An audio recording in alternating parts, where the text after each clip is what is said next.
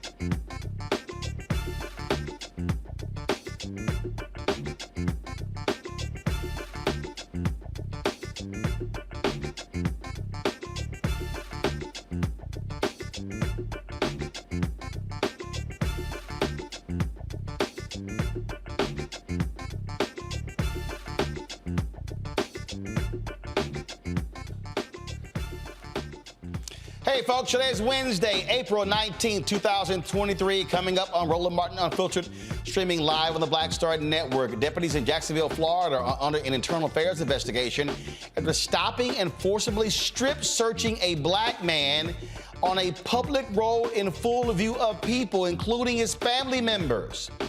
I'll talk to the reporter who broke this story about the details of this case. It makes no sense whatsoever.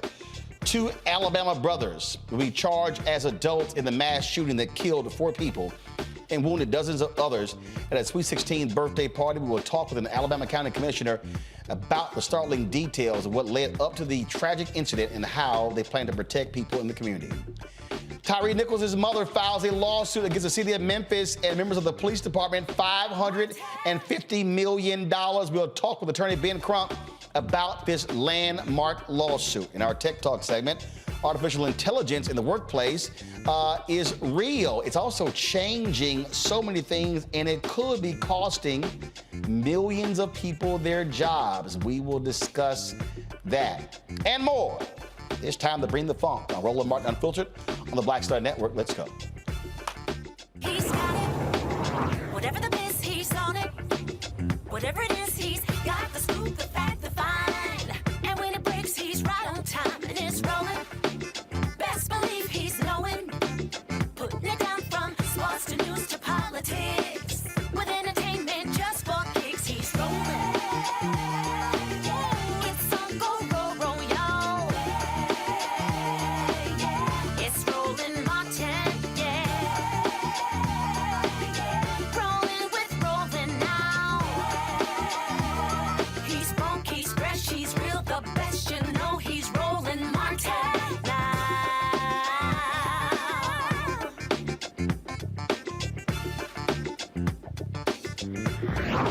Martin. A black man in Jacksonville gets strip searched by the sheriff's officers in the middle of a street in front of his family members. The officers find nothing, but the black man, Ronnie Reed, was arrested for selling cocaine, and he's headed to court on drug charges next month. Now, drugs that were not found when they stopped him. Here's body camera footage of this search. Not like that, man. That's weird, man. Not like that. I went to searching drugs, you started jumping up and down. No, I told you can take me in the back and you can cuff my nuts. You can You wanted to. I don't want to cuff you. You want to take in the back? Man, ease up, man. Don't do that. And you're a big net advocate, aren't you? You're a big net. I am. Yeah, you're all about that shit. I am. Let's loosen up the pants here. They already loosened, bro. The belt unbuckling, all that shit, man. Okay. Well.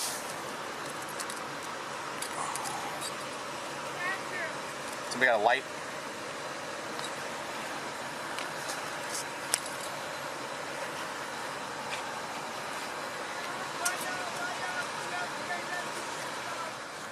Okay. I don't want her to look at your genitals. Let's go over here. All right. Light, somebody? Hi, man. Somebody got light? Come on. All right. Nothing's going to go inside of you, all right? But we have to make sure you don't have anything else. Please get out the road. All right. Don't stop doing that. You don't lean on my car? It ain't my car, it's Steve's car, so cool.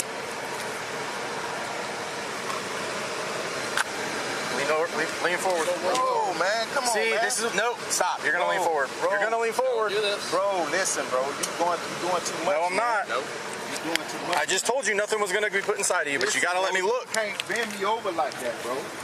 I know my rights. Stop. He's clenching hard. He's got something up there. Man, I ain't clenching nothing. Stop. Put him against the car right there. Please stop. That's up in his ass, probably. I mean, he's clenched so hard. Man, listen, bro, because you ain't finna stick your finger in my ass. No, I'm not. You're right. Listen, bro. Yeah, they're gonna do it at the jail. Okay, cool. Let them do it at the jail, bro, because y'all ain't finna stick your finger up my ass, man. I just told you I wasn't, but you unclench your asshole and just let it come out. You can just get the one charge now.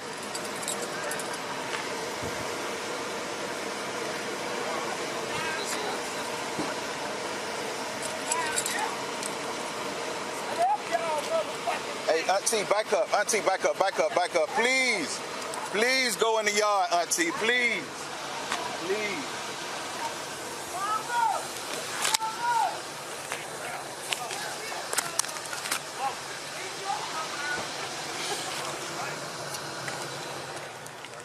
Wow, the investigative reporter who broke the case, Nicole Manna of the Tributary, is joining us now from Jacksonville. Okay, Nicole, I'm confused here. So how is he charged on drugs, but they didn't find any drugs? I mean, we're confused about that too, and that's a question that we have asked the state attorney's office. If you didn't find anything, how could you charge him with this? Why is Ronnie Reed being prosecuted? And they declined to answer our questions because of the ongoing criminal case. So you can hear the cops on the body cam claiming that he was clenching his butt as if he had drugs in his anus, but they didn't recover any drugs. No drugs were recovered. The $20 that he was allegedly given in exchange for the cocaine was not recovered. It says that very clearly in a police report. You don't see any of that happening in body camera footage. You don't see the recovery of money. You don't see the recovery of drugs. And that's not in the police report either. So no, nothing was found. Is it department policy to literally strip search somebody? Absolutely not. We have reached out to the Jacksonville Sheriff's Office, of course, several times in reporting this story, and they also declined to answer our questions, actually citing that they've now opened an internal affairs investigation because of our questions. But we did find the policy that says only correction officers can conduct these searches. Right. I mean, we have right here, in accordance with Order 612, corrections search procedures, strip searches of arrestees shall only be conducted by corrections officers, and body cavity searches shall only be conducted by designated medical personnel. That wasn't a medical personnel who was on the scene. No, it wasn't a medical personnel and it wasn't a correctional officer. Have y'all heard of anything like this happening before? I have heard of strip search cases happening in Citrus County. One of the attorneys that I talked to for the story filed a lawsuit in Citrus County years ago over a strip search. But other attorneys that I talked to for the story said that they have never heard of this happening. They've never seen it happen. And I haven't found any cases of it happening in Duval County. What has been the reaction from people there in Duval County? I mean, has this story really picked up, gotten legs, and just outraged people? Yes, it has definitely taken off on social media. We have seen nothing but outrage. We have seen nothing but people asking the same questions that you and I are asking, and the same questions that we put into the story. Why was he strip searched? Why was he not taken to the jail? Why is he being prosecuted? Why are the names of the officers redacted in the police reports? So there's a lot of outrage. There's a lot of questions, and hopefully we will get answers to those soon. When does he head to court? He heads to court for a pretrial hearing on the 27th, and then he goes into jury selection in mid-May if, the state continues and doesn't drop the charges in his next hearing. Again, unbelievable. Nicole, anything else? I think you've covered it. All right. Thanks a bunch. Good work there, and we'll keep following the Tributary to see what happens next. Thank you. All right, folks, going to go to a break. We come back. I'll talk about this with my panel and other news as well. Don't forget, support us in what we do, folks. Download the Black Star Network app, Apple phone, Android phone, Apple TV, Android TV, Roku, Amazon Fire TV, Xbox One, Samsung Smart TV. Also, join our Brina Funk fan club. Your dollars make it possible for us to do what we do. Check in money orders. Go to P.O. Box 57196, Washington, D.C., 20037-0196. Cash App, $RM Unfiltered. PayPal, R Martin Unfiltered. Venmo is RM Unfiltered. Zelle is RolandSMartin.com, Roland at RolandMartinUnfiltered.com. Be sure to catch us on Amazon News. If you go to Amazon TV, click Amazon News. You can watch our 24-hour streaming channel. You have Alexa, just say, Alexa, play news from Black Star Network. It'll be there as well.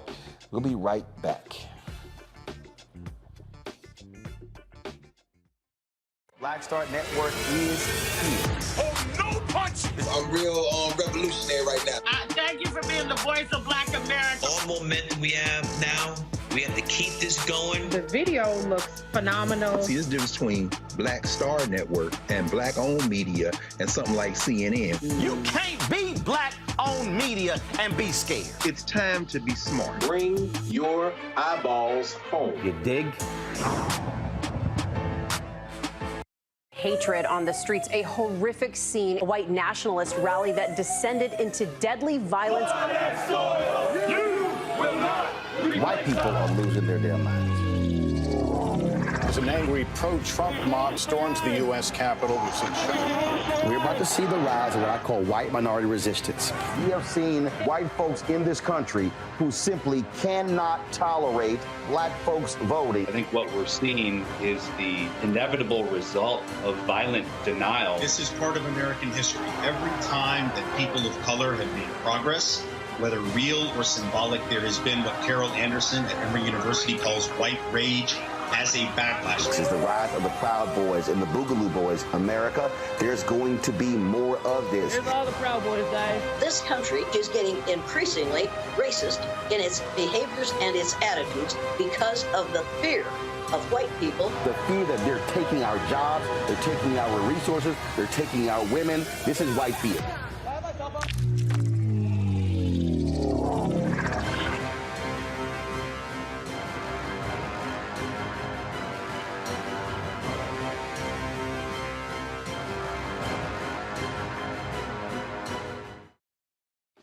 This is Judge Mathis. What's going on, everybody? It's your boy, Mac Wild. Hey, what's up, y'all? It's your boy, Jacob Lattimore, and you're now watching Roland Martin right now.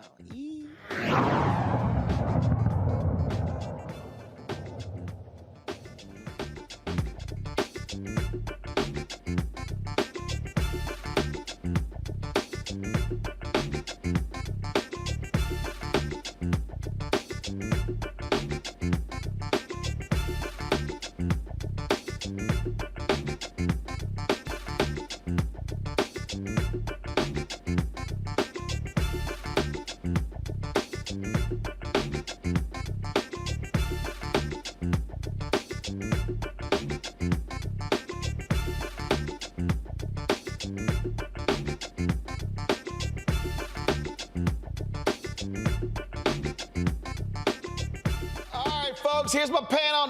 Dr. Larry J. Walker, Assistant Professor, University of Central Florida.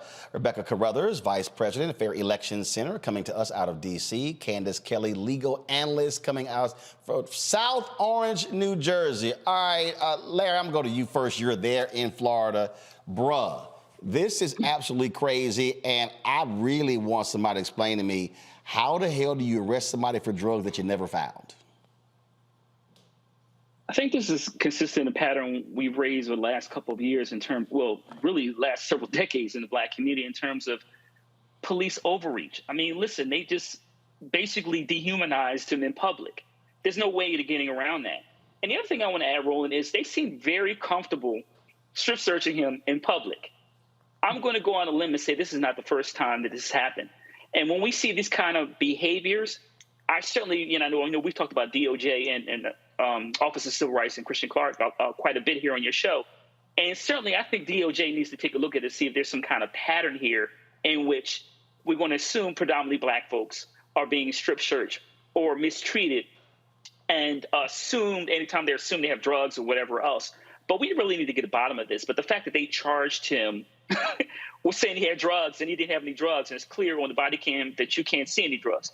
The last point I want to add, Roland, as a Black man, watching this breaks my heart. And I'm tired of continually watching law enforcement treat Black folks like this. And this is, once again, in terms of another example of how Black folks are dehumanized by law enforcement. These officers should be held accountable, and I hope he sues. Candace, again, I mean, give me a break. I mean, their actions, again, you're already in violation of procedures when it comes to strip searching. As a lawyer, is this an easy one to get this case tossed?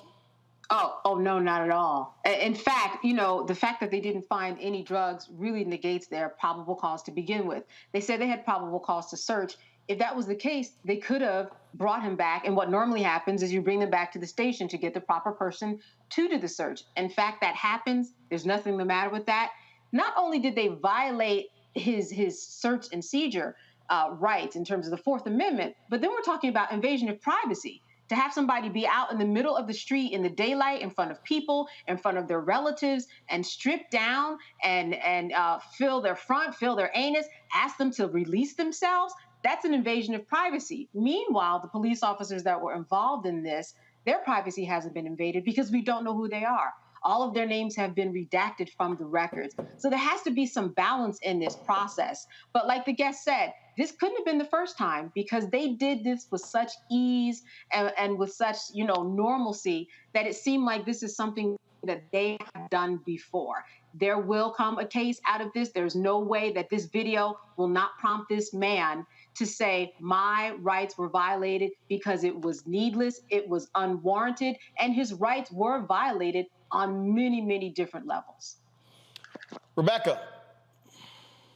So that was the legal framework of it, but let's also talk about the historical framework. We have a Black man in public at the hands of the state that is not only dehumanizing him, but also a demasculization. Let's not forget this is Florida. Let's not forget that this is Duval. When I think about the history of our country, and especially in Florida, even the history of so-called buck breaking, these types of things seems like it's just a continuity in America's history with how Black men are treated in the public space, but specifically how Black men are treated by the state government.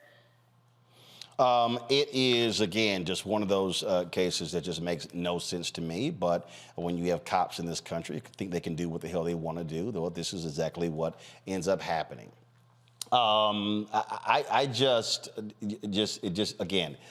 It's sort of ludicrous when you see what happens here. Speaking of ludicrous, folks, in Alabama, 2 teenage brothers will be charged as adults in connection with a shooting that left 4 people dead and 32 injured at a weekend Sweet 16 birthday party in Dadeville. Dadeville is about 60 miles northeast of the state capital, Montgomery. The brothers, 16-year-old Travis and 17-year-old Tyree Nichols from Tuskegee, were taken into custody and charged with reckless murder. 23-year-old Corbin Del Montre Holston, 19-year-old Marcia Emmanuel Collins, 18-year-old Philstavius Dowdell, and 17-year-old Sean Kevia Nicole Smith, all were killed. Other charges are pending. Tallapoosa District Attorney Mike Segrest discussed the victims during a news conference today. Sergeant Jeremy Burkett of the Alabama Law Enforcement Agency says they still need witnesses to what took place. Stay laser focused on this investigation throughout the duration. But again, it's going to take personal courage. It's going to take personal courage of the individuals that were there that night to come forward, come talk to law enforcement, tell the truth. We need that information. Okay? When we talk about the victims, it's not just the 28 injured and 32 dead.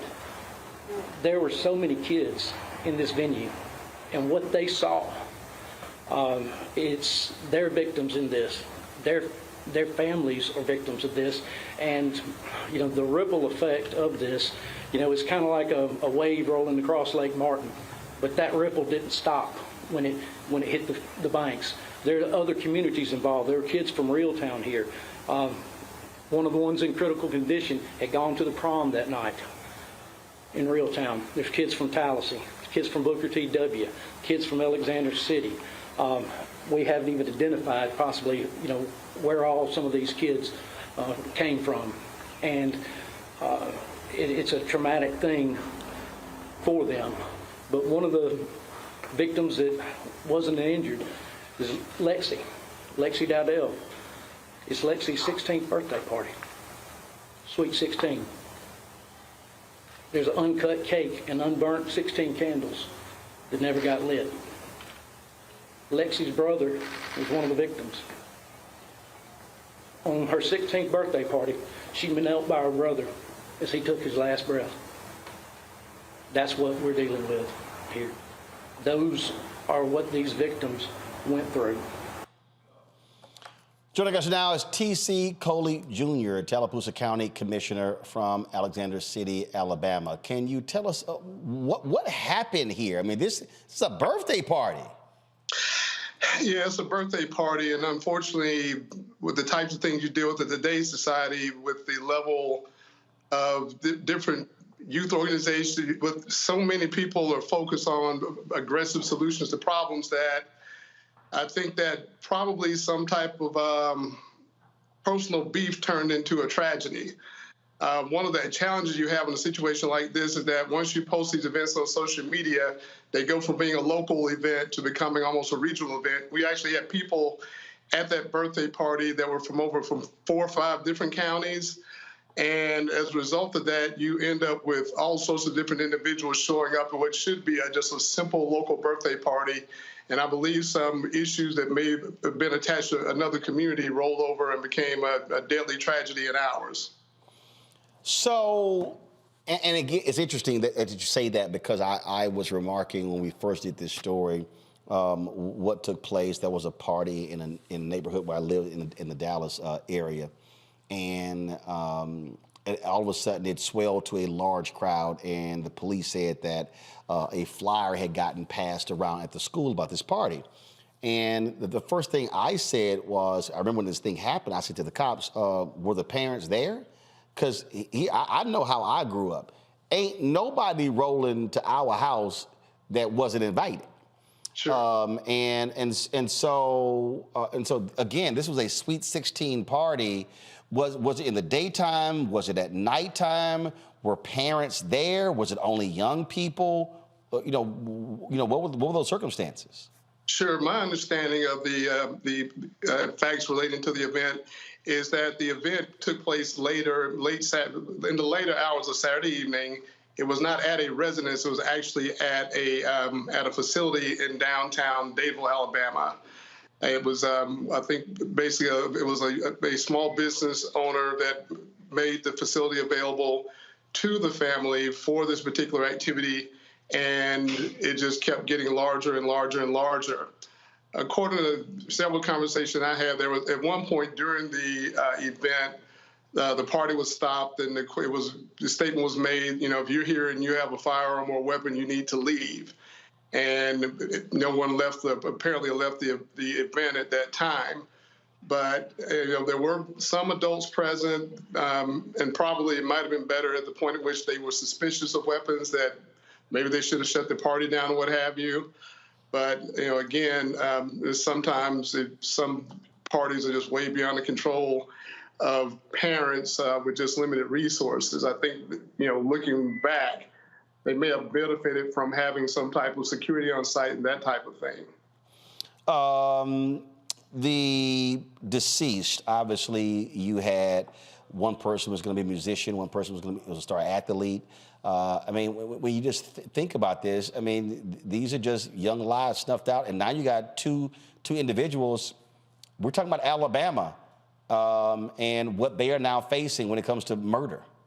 Well, actually, I should update you that there has been a third suspect arrested late this afternoon. At approximately 3 p.m. or so, there was a suspect arrested in Auburn, Alabama. So at this point, there's at least 3 suspects that have been arrested, and I feel comfortable based on this information I've heard. There are more arrests that are imminent. Really? So did they believe that there were multiple folks involved in this shooting? Yes. I think what's happening here is that the law enforcement is being very quiet on what they're saying, because they're being very diligent, very disciplined in how they're going about identifying the perpetrators, making sure that they follow all the leads appropriately, that they're not scaring anyone off. So there's probably very active efforts right now to continue to arrest more individuals that are associated directly or indirectly with this tragedy. Man, it is just beyond sad. Have you communicated with the family members of the deceased, these 4 people who have been killed? Sure. I have not communicated with them directly. I know we've had several of our state, local, and other agencies that have communicated with them directly. As someone who did not have a direct personal relationship with the families, I'm not just going to be one that's going to come in there and pile on with more. I mean, they're dealing with enough sorry for your loss and that kind of thing. And I just think that right now, the people that need to be talking with the families that can actually provide them with support, with resources and that type of thing, are talking with them directly. What we've been focused on primarily is the things that we can do to support law enforcement and their efforts to capture children. I also personally been focused on supporting some of the other elected officials in the community that have direct relationships with the family and giving them the resources they need to be there for their constituents. Certainly a sad story all the way around. Commissioner Coley, we appreciate it. Thanks a lot. Thank you. It's been a pleasure. Folks, got to go to break. We'll be back. Roland Martin Unfiltered right here on the Black Star Network. I lost my daughter. I didn't know where she was. So I had to figure out how to survive, how to eat, how to live. I don't want to go into the details because she's here, first of all. She may not want me telling that story. But possession of her, the family broke down, fell apart. I was homeless. I had to figure out, I didn't have a manager or an agent or anybody anymore, and I'm the talent. So I got to figure out how to be the agent. I had to figure out, how does business work?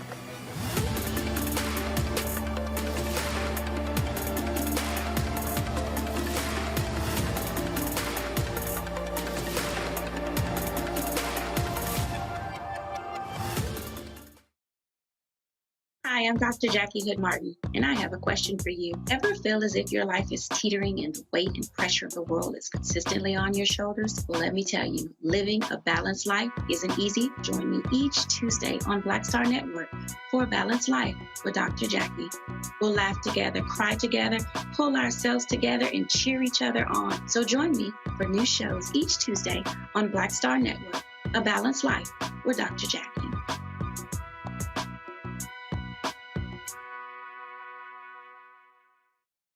Hi, this is Essence Atkins. Hey, I'm Deion Cole from Blackish. Hey everybody, this is your man Fred Hammond, and you're watching Roland Martin, my man, Unfiltered.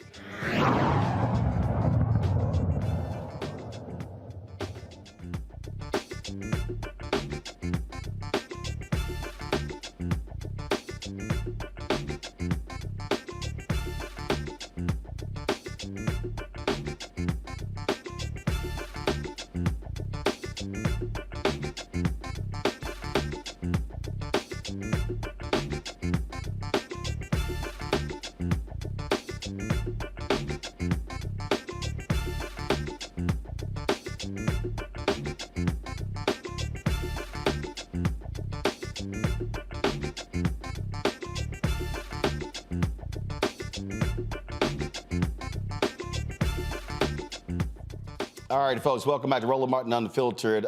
Candace, when we think about, again, this shooting here, I think about this shooting, I think about the one involving the Alabama basketball player. And when I read the story, it just, I mean, literally an argument ensues. Next thing you know, woman is shot and killed. Now you've got two folks arrested, now facing murder charges. And this is just one of those things that I just think back again to how, and again, I'm not passing judgment on anyone's parents or adults, but this is where, for me, it's like, yo, everybody ain't gonna be allowed into a place. And I'm gonna shut something down before I let this thing sort of get out of control. And we see exactly what happened here. I mean, 4 people are dead. This is a birthday party. Yeah, and as I made the point at the press conference, the candles weren't even blown out. This party didn't even really get off and running. And as you mentioned, you know, do the parents maybe bear, I'm not saying the full responsibility, but when we look at the mother, she said that she heard there was a gun. She asked everybody there, whoever you are, if you have a gun, you have to go, and nobody moved. So maybe she did do her due diligence. When we look at these kids, they have become so comfortable with guns, getting guns, shooting guns, hearing gun stories. playing games where they have guns all day for hours. They are desensitized to what guns really mean in real life because they spend so much time online, that we hear so many headlines, and they don't understand that it is real. These are two people, and maybe three now who might be charged, that are going to go to jail. But I think that one of the things that we do have to keep in mind, and this is something that was important at the press conference that was brought up, is that this is going to be a process and that they need people to step up and take charge and give them information. They want to hear from every single person at that party. And they made it clear to the public that they wanted them to be patient. If they had questions for them as police officers, they may not be able to answer them because they don't want the process interrupted. And I think that that was a key takeaway from what was said today. But as you said, back in the day when we had a party, we did not worry about this stuff. There weren't all these levels of concern having to do with violence the way that it's going on today. But this is an indicator that parents who are out there who are having parties, and what was interesting, I thought, was this was not a house party. You know, a house party, a lot of people descend upon. Normally, when you have a party at a facility, there's normally more kind of guidelines and rules of engagement in terms of getting in, but it's happening everywhere. It doesn't matter where you are. You are not safe. And as a parent, as you said, it would be incumbent upon you to check people at the door. Because if you don't, things like this will happen because these kids believe that they have the right to do anything, including carrying a gun and injuring 32 people and killing 4. The point that Candace makes there, Rebecca, is a correct one. I mean, you literally are dealing with folks today who just do not care. I mean, the culture that we're living in. I mean, look, the story that happened just in Texas, 4 elite cheerleaders, woman comes out, she accidentally gets into the wrong car. Gets out, gets in the car, guy comes up to the car, she says, "I'm so sorry, my bad, I thought it was my friend's car, I got into the wrong car," apologetic. Dude just starts firing. He just starts shooting. Now he's arrested. And then we talk about Alabama. What did Governor Kay Ivey do? Sign into law allowing people to have pistols, no need for a permit. No need for a permit.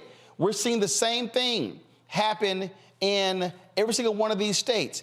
And all these Republicans, and I'm going to go political here, all these Republicans love talking about back to blue and law enforcement. Yet who are the people who are against these new gun laws? Sheriffs, police chiefs. And it's like, oh, what the hell? Let's just let everybody be able just to get a gun without a permit. And we ain't even talking about the people who have guns who don't even care about a permit, but they're making it now the law. Let's just arm everybody. So I want to be very careful here and show the family some grace because we are still waiting for more details to be made public. The reason why I say that, we have to remember this town of Dadeville is about 3,000 people. On average, they have no more than 20 violent crimes that happen in that town. And violent crimes isn't just murder, but also can include sexual assault and other crimes, like that as well. And so it may not have been predictable to this family to think that they would have to hire security guards for a Sweet 16 party. Once again, this is a town of 3,000. One of the things that the commissioner talked about is that this event went on social media, and there were folks, there were kids, there was young people, there were other teenagers that might have come from regionally from the area and not just from the town of Dadeville. So I do want to show the family some grace here. I'm never going to say that that gun violence is insulated from happening in rural areas and in smaller towns. I would never say that. But I just want to be clear. This isn't something that this family expected to happen. And put yourself in this mother's shoes. If there is a party and you're hearing that there's rumors that there might be some type of weapons and you start to ask questions, if everyone's like, no, we don't know what you're talking about, what do you expect a parent to do in that situation? So I do want to show a bit of grace here. Well, but here's why. I mean, what the commissioner said. I mean, look, I want to show grace as well, but we are now living in a completely different world. We just are. And the fact of the matter is, the world that we're living in, there are people who are carrying weapons you would never think about. And what I'm saying is, as somebody who raised 6 nieces, you couldn't invite anybody to my house. And the reality is, I'm checking everybody. I want to know who the hell is who. I mean, so how we, and I'm just saying, for people who are watching this show, people are going to have to understand, whether you're in rural America, rural Alabama, whether you're in a city, if you're having gatherings with young people, you're going to have to think about things way differently, Larry, than our parents had to think about. You're going to have levels of control, and where, no, I'm checking everybody. It's absolute. You can't, no. Oh, can I bring a friend? I don't know who the hell that friend is. I mean, because at the end of the day, I'm going to have to take precautions on the front end to avert tragedy on the back end. Yeah, it's interesting because anytime my son, which, when he was in high school, et cetera, wanted to bring somebody to the house, who is he? Who are you bringing? Yeah. And you got to be clear about that. And my wife and I didn't play. There's a couple things you talked about, Roland. We need to really make crystal clear. We do have a violence and a gun culture problem here in the United States. There are more guns per capita in the United States than any other country. The United States outpaces every other country when it comes to these mass shootings and killings. It's not even close. I think the other point you highlighted, Roland, in terms of what we're seeing in Republican-dominated legislators throughout the country, we just saw where I'm at in the state of Florida. The governor very quietly signed a permitless bill that will take effect July 1st. We've already a state that have already dealt with mass shootings, Pulse nightclub, et cetera.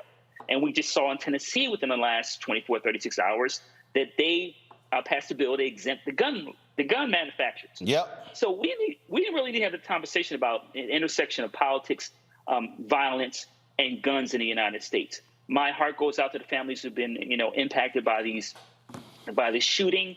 But we really need to have comprehensive gun reform at the federal and state level. I just think that, again, this is a cautionary tale for a lot. And it's not just this story. Again, it's not just, there have been a lot of other stories that we've actually covered as well. And this is literally something, Candace, that as we're thinking about as parents, as aunts and uncles, as when it comes to get-togethers, in terms of just how we think. Look. When my grandmother was alive, first of all, we lived 8 blocks from my grandmother and grandfather. Mm-hmm. And our family got together every single Sunday. A couple of family members like, yo, these cats were selling drugs. Okay? Mm. Okay? A lot of our families are like that. So I remember we go to the house, and, everybody in the family greets. I walk up to both of them, give them a hug, pat their ass down. And there you go. Man, hold on. Man, what you doing? I said, let me explain something to you. I said, I ain't gonna have your ass involved in some bullshit that nobody here is involved in, and then somebody decides to come shoot up this house because of your ass. I said, so let me be real. And I didn't care. Now I know somebody who's watching, they probably like, damn, bro, that's cold. But what did I just say? Your actions, and I literally said, your actions, no, Doc, are not going to have a negative impact on my grandmother and my aunts and uncles and all of us. And Kat looked at me like I was straight up like crazy. And I was like, no. And so the reason I'm saying that, and again, I absolutely feel for these families. What I am saying is we literally are going to have to change how we operate in terms of our get-togethers and birthday parties, Because if I would look, if my niece, I'll be like, yo, let's like Larry, who is that? Who is that? No, you can't bring folk we don't know, because you don't know about personal beefs. You don't know if it's some places where you got gang situation going on, whatever. You have to make decisions. And I hate that we have to do this because it's an innocent Sweet 16 party. Yeah. But we are seeing a lot of tragedies like this, and then we are crying and mourning on the back end. And unfortunately, you just have to operate and do things differently than you normally would in the past. We do. You know, we can take a lesson from how we treat people who host others and kids are underage and they're drinking. When they leave, they have an accident, and even if they're, or a bar, right? Their responsibility when you are hosting someone, you are still responsible because you are giving that person the alcohol and they're underage in your building or in your house or in your party. So that responsibility, I think we can look at that as a comparison as to where we might be going. Now, some people might say, well, that's interruptive. I can't police everybody that comes into the house. That would interrupt the flow of the party. How can everybody have fun when I'm over here questioning and Googling everyone and asking for ID? Well, if you want your people to live, and if somebody especially looks suspect and you don't know who they are, there's no connections, I think that it is worth it. We have seen enough cases where you can take on that responsibility. You already have the responsibility of determining how much they can and cannot drink. It's just another responsibility, I think, that you ultimately have to take on. Rebecca, someone posted in our chat room, talked about, parks and things like that. And again, I remember growing up and we had family gatherings. In the park, but I also remember one time when some things stopped, because I remember we had a family get together and we were leaving the pool, and these two guys decided to, they wanted to try to rough up my brother, and I'm telling you right now, I grabbed the baseball bat and I walked over, and I'm telling you right now, had that continued, somebody would have got crushed in the head. Now, after that, we didn't have a lot of gatherings there, because what we decided as a family was we're going to be operating in places that we completely control. And so what I am saying to people who are watching and listening to us right now, I was just in Chicago. For a book signing. And I was talking to a brother, he's owned several establishments there, and he literally said, so we were at Soho House, and he literally said to me, he said, bruh, he said, you're not gonna see a black-owned nightclub in Chicago again. He said, because folks don't know how to act. I was like, explain. He said, you're not gonna see, he said, you rarely see gatherings that are public gatherings. And Rebecca, when he said that, then he told me, he said, if you see anything now in Chicago, he said, it's going to be day events. And it was a trip. The next, I got invited. This was a Friday night. I got invited to a day brunch that Sunday. Before I left, line, Rebecca, down the street. And the person who invited me said, this is the only way we can now have get-togethers, because folk literally are scared of how others are going to act as a result. I mean, and I've had conversations with pastors there. I've had conversations with former gang leaders, and they said, cats today, Rebecca, just don't care. They literally don't even worry about rules. It has gotten that bad, and I'm not describing just black people. I'm describing black people, white people, Latinos. We are living in a far different America that is far more violent, and we are gonna have to take a level of precaution when we have get-togethers that, frankly, we never thought about before. Yeah, Roland, this is a part of that kitchen table talk. Because like you, like in my family, we've been having different conversations that I would never have imagined that we would have had 10, 15 years ago. Around Thanksgiving, I was talking to some of my younger cousins as, one of the attorneys in the family, and just talking about, hey, you got to be careful with who you hang out with. And they looked at me like, well, what are you talking about? And I had to remind them of the RICO laws and what that looks like. If you have known associates who are getting in trouble, I had to tell them, hey, this is what RICO was in the 60s. This is how it was used with organized crime up in the Northeast, namely in New York. But now RICO's being used across the South. And I've used examples of Young Thug in Atlanta. I've used examples of even talking to my family about this is what your rights are. For the black men in my family, the young black men, the black teenagers, if you encounter the police, these are what your rights are. If you get arrested, these are things you ought to know. Do know that the Supreme Court just upheld in 2021 that the police have a constitutional right to lie to you when you're in custody. The only people they can't lie to is your attorney and record. So I've been having to have those kitchen table talks with some of my family members, not just the black males, but all of my family. So Roland, I would even encourage you, maybe this is a kitchen table talk or a town hall to talk about what does it look like to be black and to protect your family in 2023 in America. Not just protect your family when it comes to law enforcement, but just to do those normal everyday things that we've taken for granted. The ability to go out to the park and not worry about being shot. The ability to go to a Sweet 16 party and not worry about something bad happen. The ability, even in Washington, D.C., to go to a funeral and not be at risk for someone shooting up the funeral. So I think this is a larger conversation that we need to talk about as a community, kitchen table talk, but figure out how do we make sure we keep our families safe.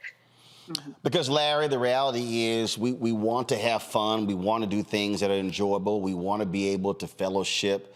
But we also don't want something that's supposed to be something that is for fun to end up tragedy. You want to just kind of live and let live. And just, like you said, particularly the tragedy of a Sweet 16 party, and obviously even the two individuals that have been arrested, these are all young people. These are all teenagers. So, and you showed the map, and then you talked about all the individuals who were invited to this party, and you heard the officer describe all the lives that impacted. You're talking about a wide swath of that region there, individuals who were at that party or know someone who was at that party. But I think, Roland, your point is right in terms of, we talked earlier about who's invited, who's coming to the party if you have an event like that. But also, how do we, in a society that, like I said, go back to the point I made earlier about there's such a proliferation of guns, how do you have fun? Because you talk about the white party. And listen, the reality is in America, you're not safe anywhere. And that's tragic. But I think my colleague made the point about the table talk and, maybe having an overall discussion about the black community in terms of we do about violence. But the larger challenge is, and I go, Roland, I'm a former Hill staffer, is the policies. Black folks are being held hostage. Black people in urban, rural, suburban communities have called for comprehensive gun reform and are being held hostage either in their state, depending on where they live at, or people from the federal government won't address this issue. It is definitely a very sad story. So, folks, we'll keep following and see what happens. Got to go to break. We come back. Our Black and Missing. You're watching Roland Martin Unfiltered on the Black Star Network. We'll be back in a moment.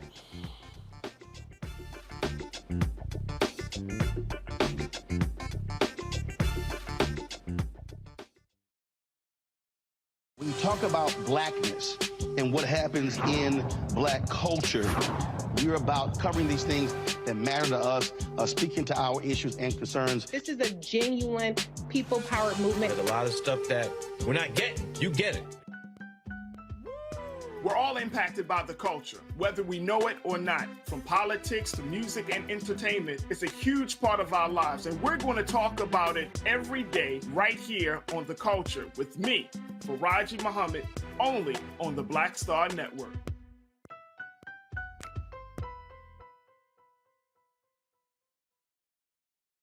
When you talk about blackness and what happens in black culture, we're about covering these things that matter to us, speaking to our issues and concerns. This is a genuine people-powered movement. There's a lot of stuff that we're not getting. You get it, and you spread the word. We wish to plead our own cause. Too long have others spoken for us. We cannot tell our own story if we can't pay for it. This is about covering us. Invest in Black-owned media. Your dollars matter. We don't have to keep asking them to cover our stuff. So please support us in what we do, folks. We want to hit 2,000 people, $50 this month, raise $100,000. We're behind $100,000, so we want to hit that. Y'all money makes this possible.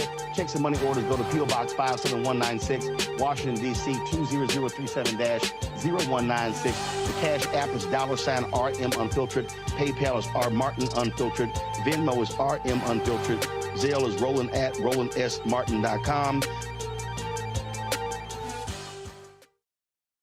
Hi, I'm BB Winans. Hi, I'm Kim Burrell. Hi, I'm Carl Payne. Hey, everybody, this is Sherry Shepherd. You're watching Roland Martin Unfiltered, and while he's doing Unfiltered, I'm practicing the wobble.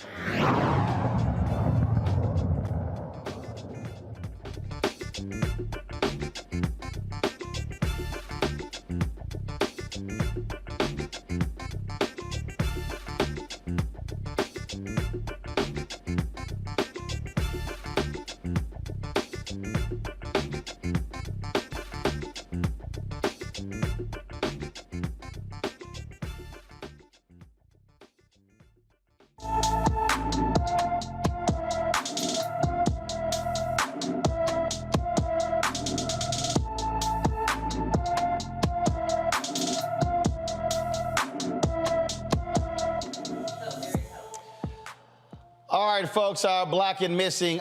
Kevin O'Neill Griffin has been missing since leaving his Mobile, Alabama home on March 28th. The 15-year-old is 5 feet 9 inches tall, weighs 150 pounds, with black hair and brown eyes. Anyone with information about Kevin O'Neill Griffin should call the Mobile, Alabama Police Department at 251-208-7211, 251-208-7211.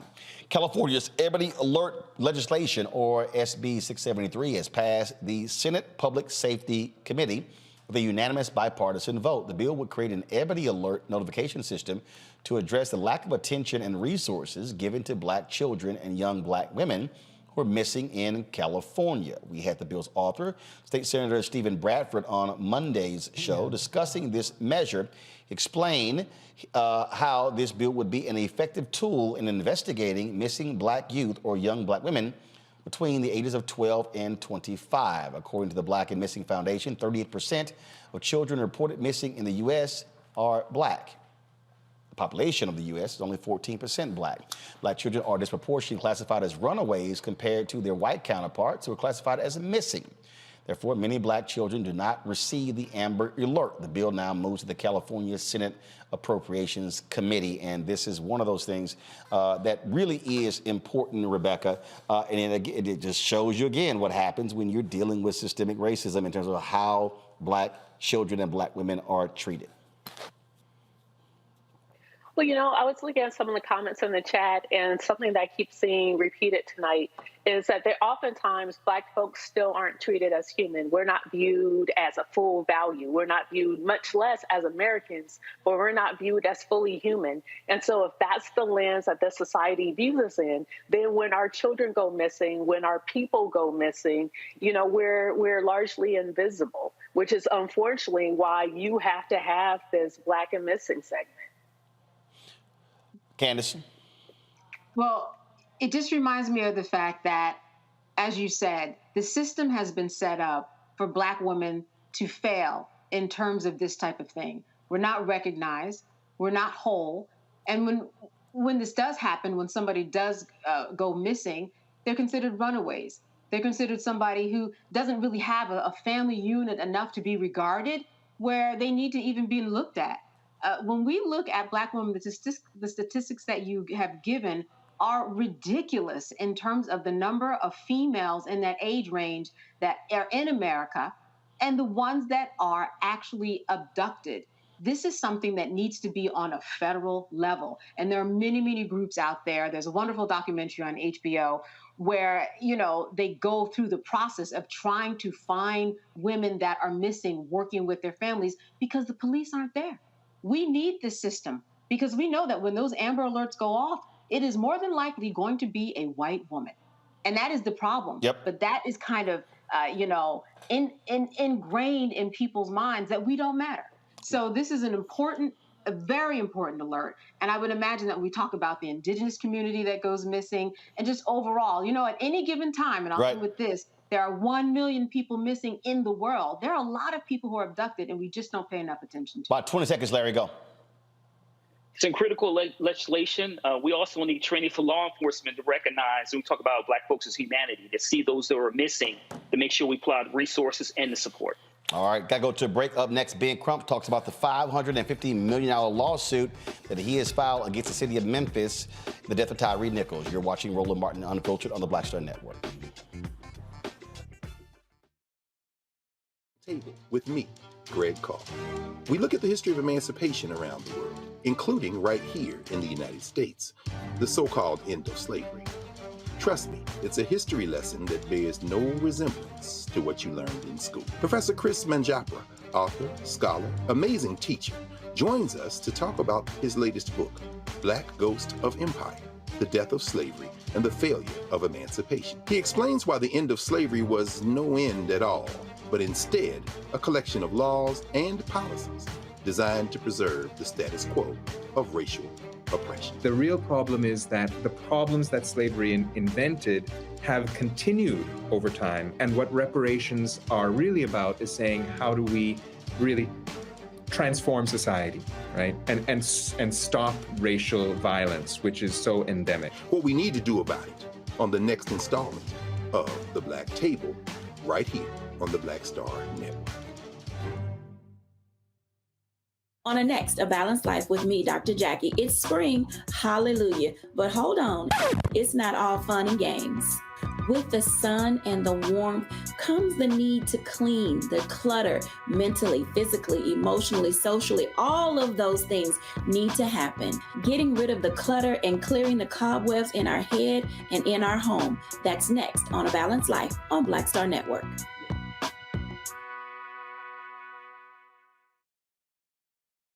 Ha ha ha ha ha ha ha yeah. Hey, I'm Antonique Smith. What up, Lana Well, and you are watching Roland Martin Unfiltered.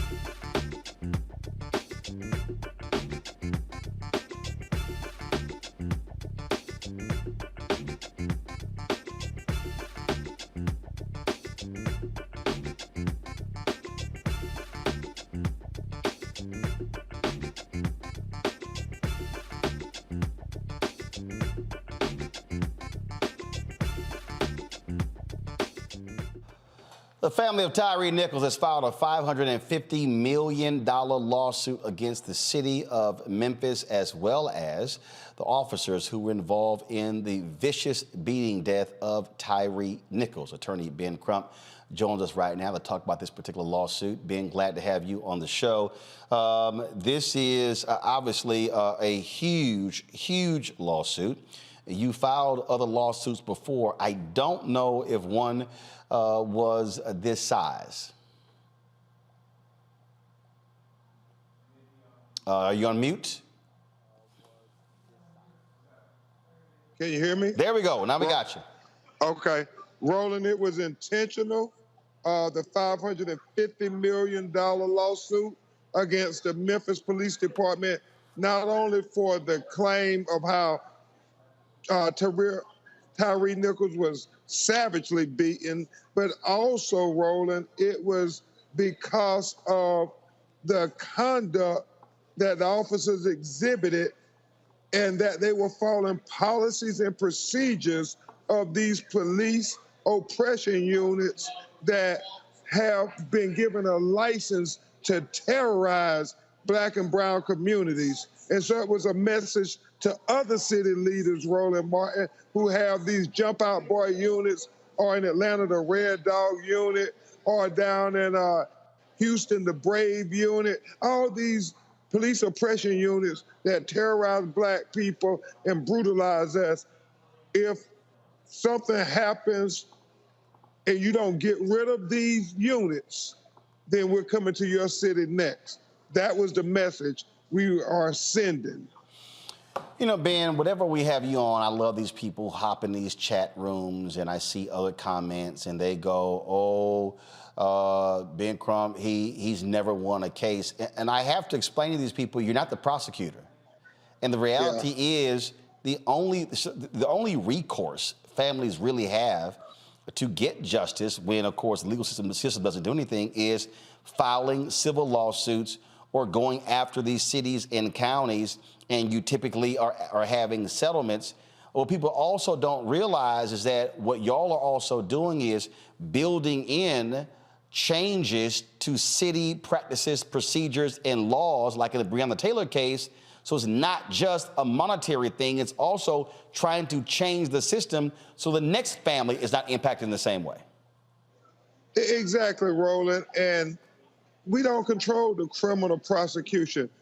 That is the prosecutors. Netflix did a whole documentary to explain that. But some people want to be ignorant, Roland Martin. So I don't waste my time on that. We have a purpose that we have to fulfill, and that is to try to prevent as many of our children from being killed unjustly as possible. And since the federal government can't put people over politics and pass the George Floyd Justice and Policing Act, then we got to use whatever means available to us to make them change policies and procedures, whether it's on the city level or the state level. And I promise you this, Roland Martin, that if we keep making them pay tens of millions of dollars every time they kill a black or brown person unjustly, I do believe they're going to figure out a way to stop killing us. And if people don't understand that, I just pray it's not their child. We talk about, again, I'm going to go to my panel for questions next as well. We talk about these lawsuits.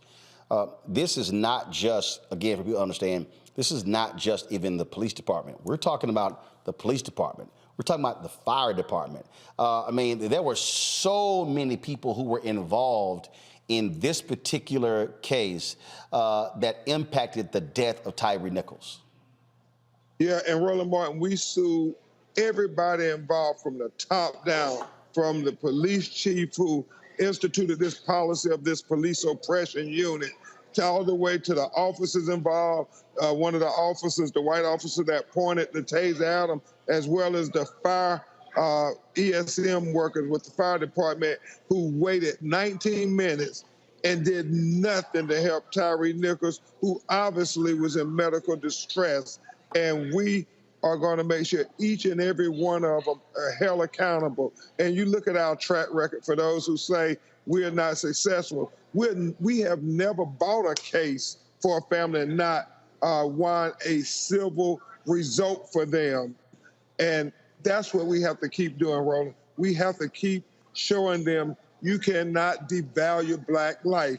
And obviously, that's why I love your show so much. You understand the importance of Black life, and you understand the importance of educating our Black people so we can be empowered to be better in control of our destiny. Questions from the panel. I'll start with Candace. In terms of the Department of Justice, where are they in this? Have they already started their patterns and practices in this? And also, how many people do you ultimately think will be responsible for this unit, the Scorpion unit that was disbanded right after all of this went down? You know, Candace, obviously in the criminal matter, the 5 Black officers who were terminated, arrested, and charged within 20 days are going to be held accountable. I think they're going to start blaming each other, all that kind of stuff. So that's going to be interesting to watch. However, it's everybody from the top down. I think that lightning is going to strike and thunder is going to roll. When you read this lawsuit that is 897 counts, and every word mattered because we wanted to explain to people that it was foreseeable. When you have these police oppression units that innocent people like Tyree Nichols is going to die. And remember, the Red Dog unit in Atlanta, I know Roland covered this back in 2006. when the 92-year-old black woman was killed by 3 officers and they tried to cover it up to make it like she was a drug dealer. Well, that was the Red Dog Unit, another police oppression unit. And so DOJ, I believe Christian Clark, who has been a champion for civil rights since she was put into that position, has done unprecedented things to hold police departments and cities accountable. And I think they're going to be under a consent decree, and Christian Clark is not going to let Memphis ever forget about Tyree Nichols. Larry. Yeah, Ben, first of all, thanks for all the work. Your work is really critically important.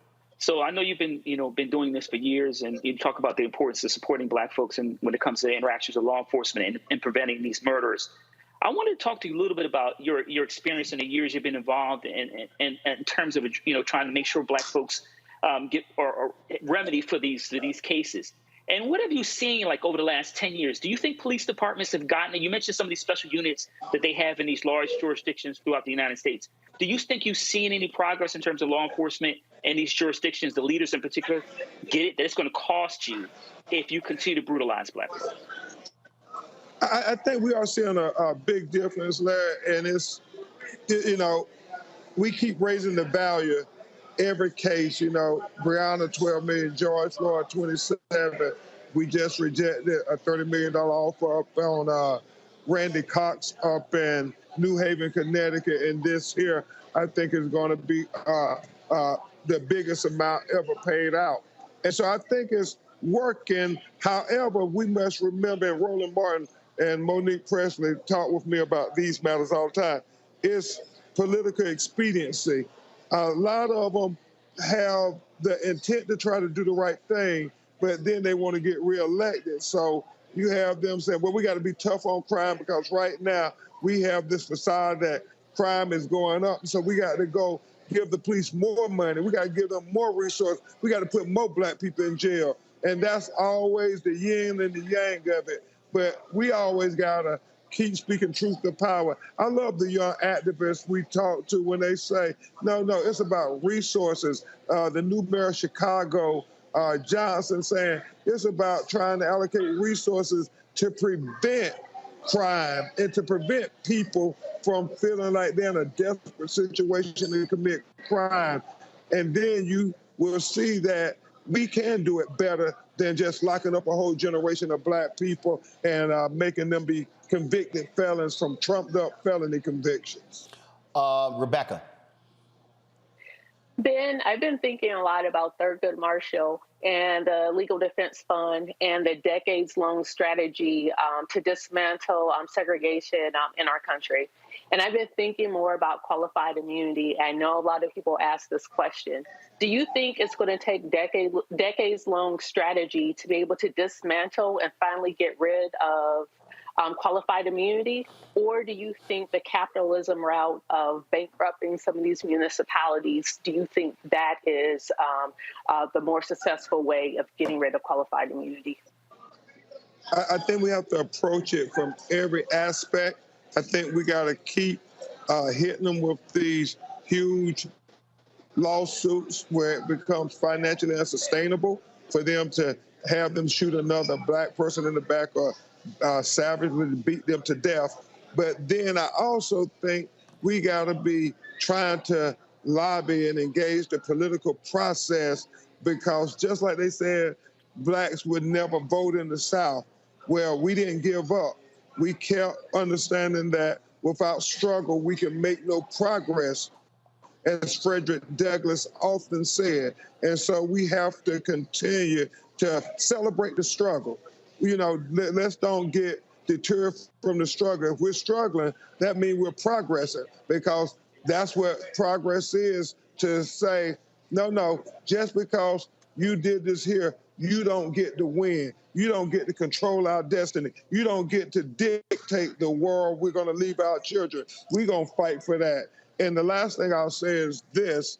We're in Memphis, Tennessee, and there was intentional rolling while we said $550 million because it was the 55th year of the anniversary of Dr. King's assassination in this city of Memphis, Tennessee.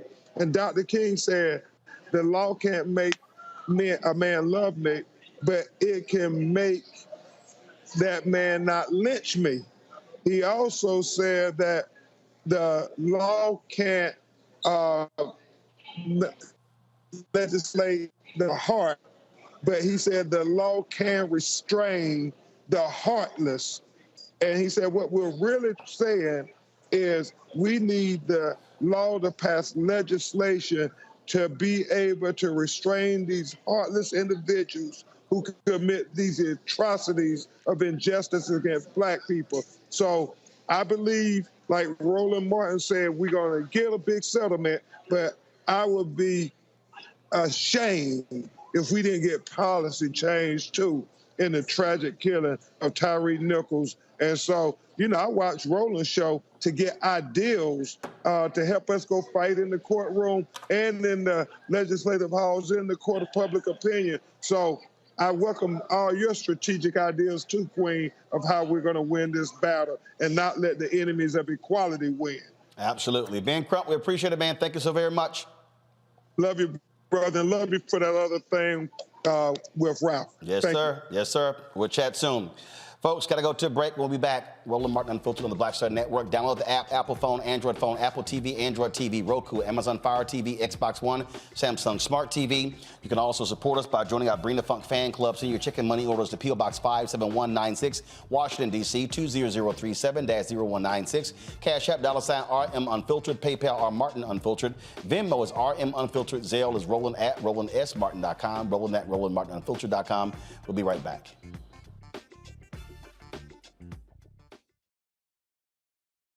Hatred on the streets, a horrific scene, a white nationalist rally that descended into deadly violence. White people are losing their damn minds. As an angry pro-Trump mob storms the U.S. Capitol, we've seen shooting.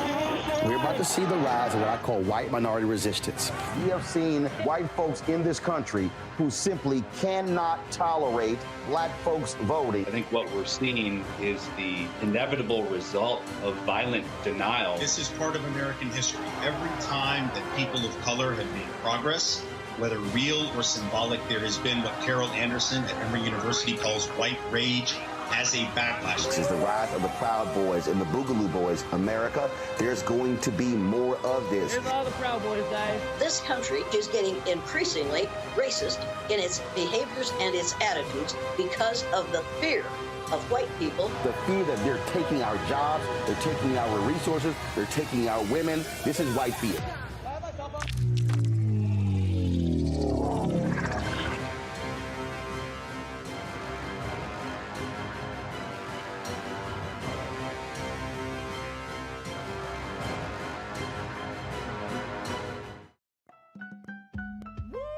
We're all impacted by the culture, whether we know it or not. From politics to music and entertainment, it's a huge part of our lives, and we're going to talk about it every day right here on The Culture with me, Faraji Muhammad, only on the Black Star Network.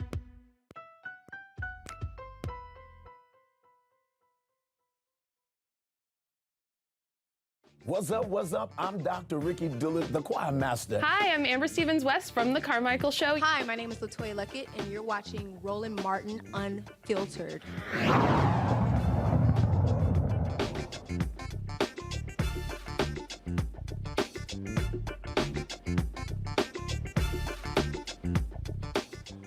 Folks, an Oklahoma County Commissioner allegedly caught on audio recording discussing the murder of journalist and making racist comments towards Black people has resigned.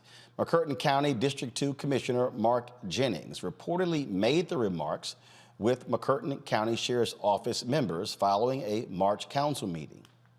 Following the release, Oklahoma Governor Kevin Stitt called for the resignation of county officials. Jennings subsequently handed in a handwritten letter confirming his immediate resignation. Quote, effective immediately, I, Mark Jennings, resign as McCurtain County District No. 2 Commissioner. I will release a formal statement shortly regarding the recent events in our county. You know, this thing here has gotten lots of attention, Larry, and rightfully so, because a newspaper they left a tape recorder back because they feared that these county officials were meeting in violation of state law. Well, we now know what they were actually talking about. Yeah, so they left the recording behind and found out that they're Klansmen.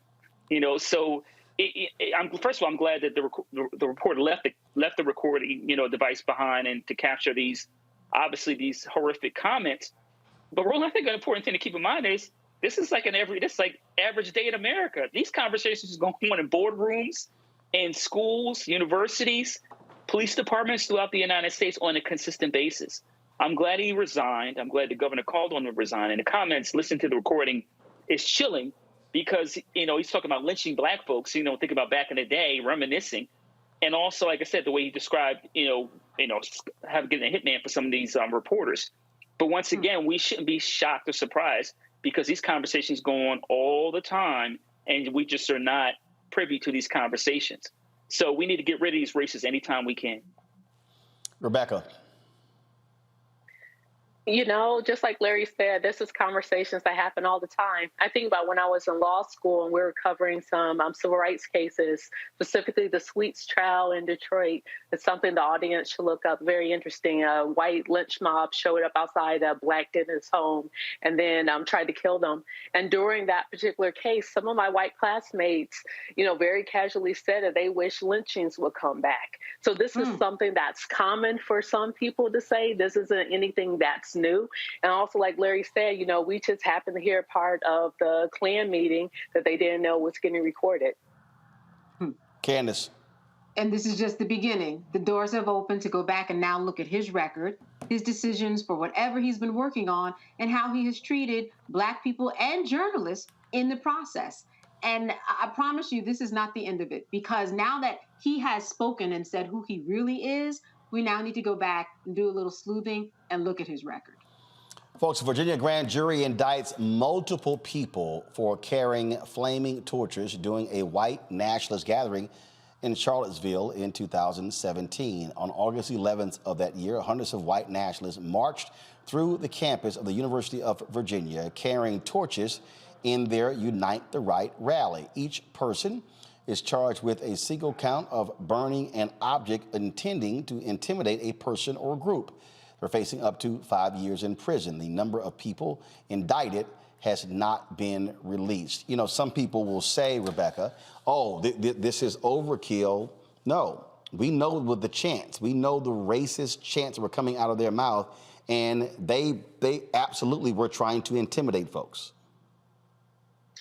Absolutely. So it's really interesting hearing people try to talk about this, that happened in front of our eyes. We see video recordings of it, and they're trying to make it seem like what we saw isn't what really happened. These are the same type of people who think that the insurrection that happened in January 6th really didn't happen. It was just a group of tourists. So there are certain people in this country, they're just not going to believe that fat meat is greasy, and it is what it is. So we have to figure out ways to make sure that we're protecting folks, because we're going to continue to see things like this happen in 2023 and beyond. That's where society is right now, and we do have to pay attention to it. Look, these folks need to be held accountable for what they were involved in, Candace, pure and simple. Absolutely. I mean, if you strike a match in someone's face, that's an assault. So by all of these men going through Charlottesville, Virginia with torches in everybody's face, that's why they were charged the way they were. And it's just really indicative of how we kind of think about the justice system and how quickly it must work, because we're talking about 5 or 6 years ago, and sometimes it works very slowly, but sometimes it does work out. And I think that this is a good day for folks to recognize that don't sleep on justice all the time. It was a long time coming, but something did happen, and it should have happened, because all of these people were at fault, not just for inciting the violence, but for being a part of the violence that ultimately killed someone. Larry. So I think it's important to connect the last story with this story. And his idea about these could be folks that you could be working with or around, or your neighbor or someone you see at the mall. So I'm glad that these individuals certainly justice finally gotten around to addressing this issue. It's been 6 years. But once again, this is commonplace in America. I would also like to add, Roland, that Donald Trump referred to people on both sides as very fine people. So let's keep that in mind as the next few months take place and when we get closer to the election. But once again, I'm glad these individuals are going to be held accountable, and we need to do more of this. Indeed. Earlier, folks, we talked about this story here. Tennessee state senators passed a bill shielding gun and ammunition manufacturers, dealers, and sellers from litigation. The measure was granted final approval, although some Democrats argued it was an inappropriate timing. It came so soon after last month's Nashville school shooting in which 6 people were killed, including 3 children. Remember, 2 Tennessee state representatives, Justin Jones and Justin Pearson, were expelled because they stood with the protesters battling this. The vote on the civil liabilities bill came as lawmakers considered countermeasures to keep guns away from troubled individuals. This, again, shows me the sheer stupidity, frankly, of these people, Candace. They don't care if people were killed. They literally would rather protect these gun manufacturers than protect people, including children. And meanwhile, we know that several gun manufacturers have settled lawsuits for being responsible for marketing to young people and marketing to the people that actually go out and kill other people. So we know that they are saying, we know that we are guilty, let's hurry up and make this go away. What they're also saying is, guess what? In your face, we don't care, just like you're saying. They don't care. They're just making their point by showing that they have the power in order to do this. They absolutely don't care, and something has to be done. It's interesting how they can do what they're doing, but at the same time, what's going on in the Tennessee floor in the House of Representatives, and those 2 young men, the Justins, carried out for absolutely no reason. Yep. What they're saying is, we're going to stick it to you, and we have the power to do it. We don't care. Folks, the U.S. House of Representatives is set to vote on a resolution that could block a police accountability package by the District of Columbia. The D.C. reform bill includes measures such as banning chokeholds and increasing public access to records and camera footage of officers. Republicans are focusing on crime in cities run by Democrats ahead of the midterms. Legislation was passed in response to last year's widespread protests against police brutality. President Joe Biden announced that he would veto the resolution pushed by the GOP if it passed. It is expected that a handful of Democrats will vote for the GOP-led resolution. These people are running around scared, Rebecca, of crime. It really is a joke because Republicans love talking about local control, except when they don't have the power. That's all this is. You know, I find it really interesting that people who are opposing what DC did to come up with some type of criminal reform of the criminal code, they're trying to blame the reform of the criminal code for increased crime. Well, if there's increased crime under the existing code, it makes sense that you reform the criminal code, right? And so that's exactly what DC advocates did with reform of the criminal code. But, you know, more importantly, this shows the reason why it's so important for DC to actually have statehood, because there is no other city in America, there is no other state in America, especially the size of the District of Columbia, that isn't able to for its duly elected legislators to actually pass laws. This doesn't make sense that Congress is interfering. DC really needs to become a state. Larry, real quick. Yeah, so I'm a former Washingtonian, lived in the city for a number of years. And you, Roland, if you know Capitol Hill, this is constantly the fight over DC appropriation bills and whatever other legislation are passed by the city. So this is not a new battle. This is part of Republicans, what they've done in the 80s, 90s, and the 2000s, and talk about crime. And really what they want to do is put more black and brown people in jail. Indeed. All right, folks, got to go to break. We come back. I'll show you a speech the president of Ghana gave a few months ago. Really powerful speech speaking to African leaders. And so I just wanted to share that with you. We'll do so when we come back right here on Roland Martin Unfiltered on the Black Star Network. YouTube folks, hit the like button, y'all. Why are we not over 1,000 likes? I don't know why I do this every single day, y'all. This ain't that hard. When you log on, click like, move on. I see all y'all commenting back and forth. Hit the doggone button. It helps the algorithm, which helps drive revenue for us. A lot of y'all are here riding for free, so come on, get with it. Back in a moment. Lost my daughter. I didn't know where she was. So I had to figure out how to survive, how to eat, how to live. I don't want to go into the details because she's here, first of all. She may not want me telling that story. But possession of her, the family broke down, fell apart. I was homeless. I had to figure out, I didn't have a manager or an agent or anybody anymore, and I'm the talent. So I got to figure out how to be the agent. I had to figure out, how does business work?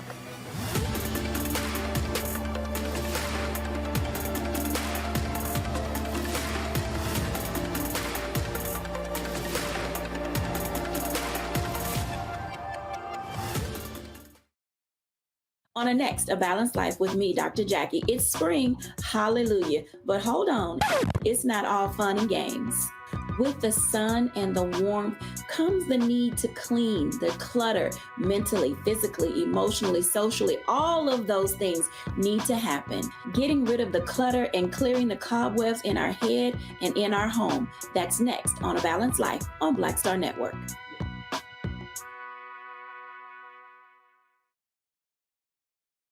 What's up, what's up? I'm Dr. Ricky Dillard, the choir master. Hey, yo, Peace World, what's going on? It's the Love King of R&B, Raheem Devon, and you're watching Roland Martin, Unfiltered.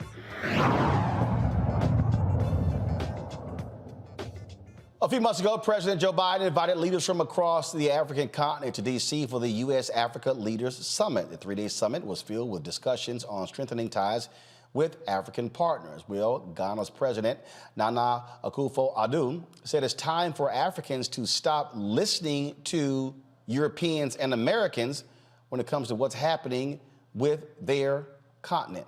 Listen. Madam Vice President, ladies and gentlemen,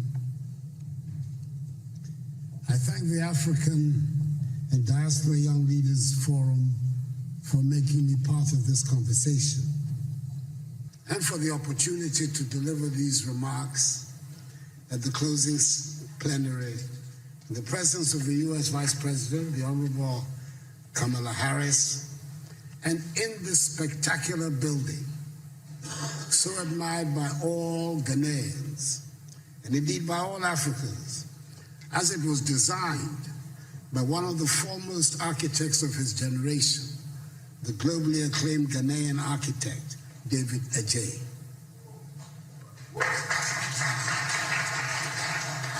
The forum has chosen the most relevant theme of Africa's contemporary situation, a theme which sums up the essence of African aspirations, amplifying voices, building partnerships that work.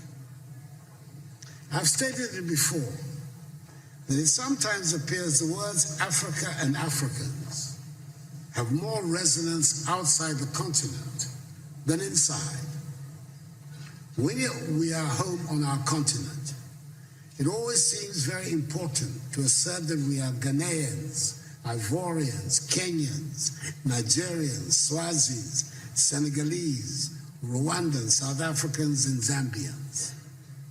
Then we find ourselves outside the continent, and then we discovered that to the outside world, there are no Ghanaians, there are no Senegalese, and there are no Tanzanians. There are only Africans, and we are all simply Africans. The lesson for me is clear. Our destinies are intricately linked with each other, and we're talking not only about those of us on the continent, but about the Africans in the diaspora as well. You can be an honors graduate from any of the top universities of this country.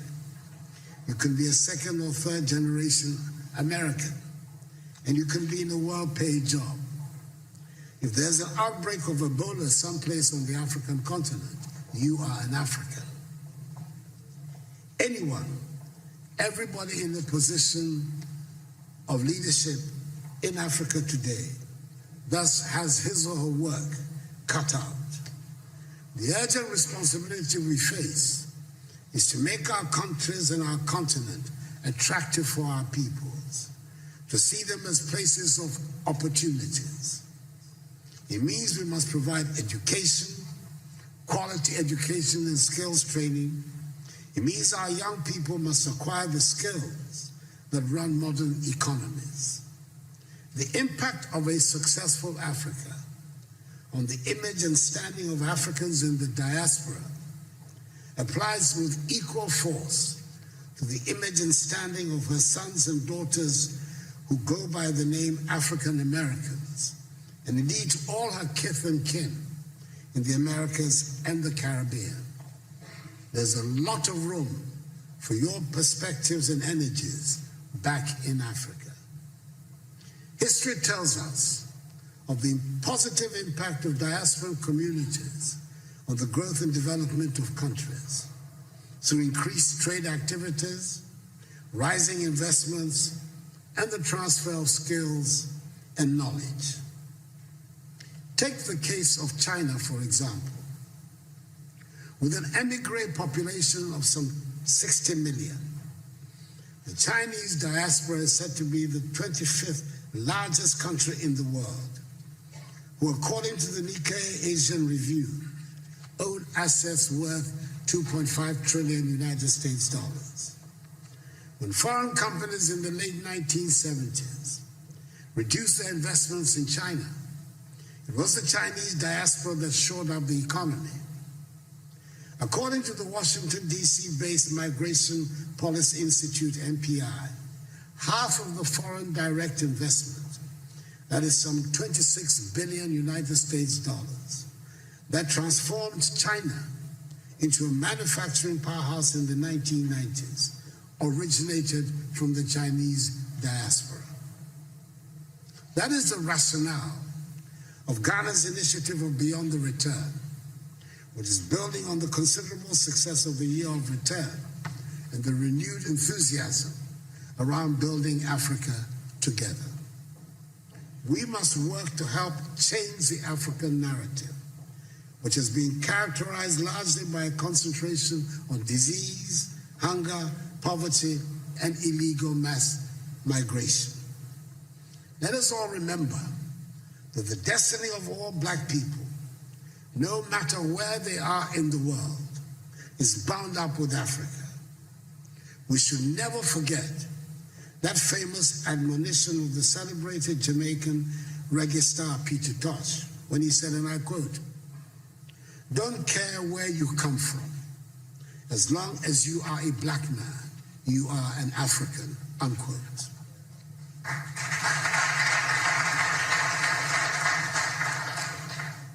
We must help make Africa the place for investment, progress, and prosperity, and not from where our youth flee in the hope of accessing the mirage of a better life in Europe, Asia, or the Americas.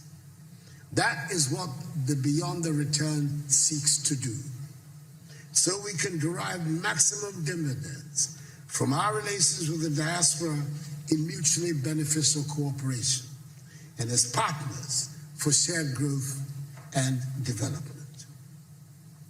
The second half of the 20th century witnessed a great blow for human progress and freedom when the African peoples, in the wake of Ghana's shining example, liberated themselves from the colonial and imperialist yoke and the racist ideology of apartheid and emerged as free, independent peoples to construct new nations of hope and advancement.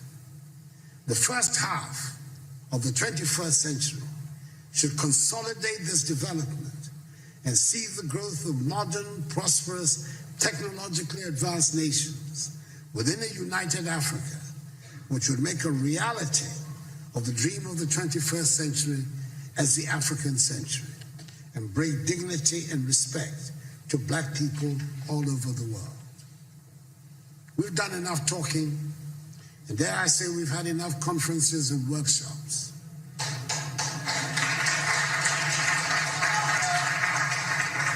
We know what we need to do. It is time just to do it. We've run out of excuses for the state of our continent. We have the manpower. We should have the political will. It is time to make Africa work. We have good reason to be proud of who we are and the beautiful continent that is ours with its vibrant cultures. The geographic space covered by Africa makes it the second largest of the 7 continents. It has 30% of the world's remaining minerals of value. It has some of the most breathtaking scenes on our planet. It has plants and animals that are wonders of the world and critical for the survival of the globe. I hear a lot about the need to change our narrative and tell our own good story. Ladies and gentlemen, as the saying goes, nothing succeeds like success. If we work at it, if we stop being beggars and spend Africa's monies inside the continent, Africa would not need to ask for respect from anyone. We would get the respect we deserve.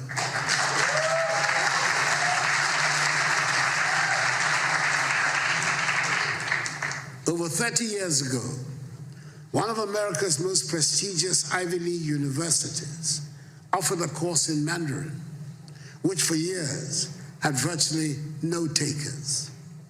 Today, there is standing room only. And it is not because the course is any easier. It is because the position of China has changed. 30 years ago, 20 years ago, China was nowhere near where it is today. China does not ask for anyone for respect now. She does not need it. Let us make our continent the prosperous and joyful place it should be, and the respect would follow. I thank you for your attention.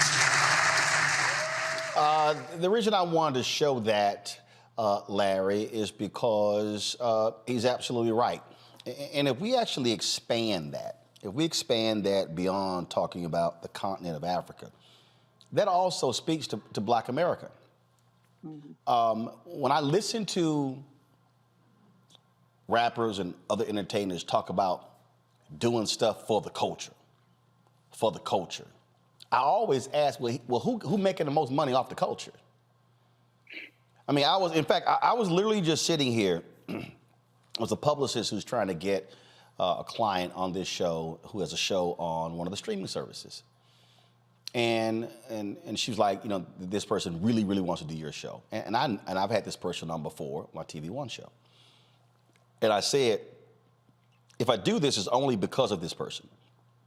Because I have a standard rule against this, because these streaming services, they don't want to advertise. I said, now, they like my audience, so they want their talent on the show, but they don't respect the same audience to advertise.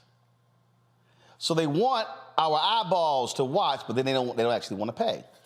And when I listened to what he was saying, and I think about Dr. King's speech at Mason Temple on April 3rd, 1968, with the Do Not Buy campaigns, when he said we must redistribute the pain. The reality is, just like he's saying, if Black folks in this country would use our economic might to force folk to fully respect Black folks, things would change economically. And I agree with him. I'm tired of the conferences. I'm tired of the summits. I'm tired of the workshops. I agree 110%. And listen to him talk reminded me of Garveyisms, UNIA. And I know you named that. You talk about Garvey and the Black Star line, shipping line, the Black Star Network. So like I said, this idea, and also remember one of the principles of Kwanzaa relates to this idea of economic independence. And, this is really an important topic, and I was glad he delivered a magnificent speech. But it really is critically important, like you talk about in terms of the continent, but also in terms of African Americans here in the United States, this idea of collective responsibility, bringing our resources together, making sure we support our community, support Black-owned businesses. You talked on your show a lot about in terms of Black-owned media and continuously advocate to make sure that the federal government and various other corporations are putting the money into the Black community, particularly Black media.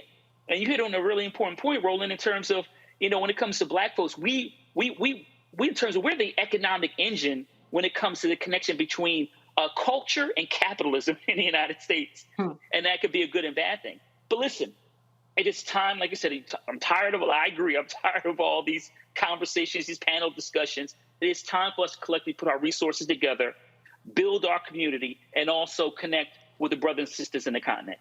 Rebecca, what he laid out is important. And what he was also saying to the United States, don't just simply look at us as a poor child in need of help, in need of aid. No, it's investment. And the reason China is investing billions in the continent, they need its natural resources.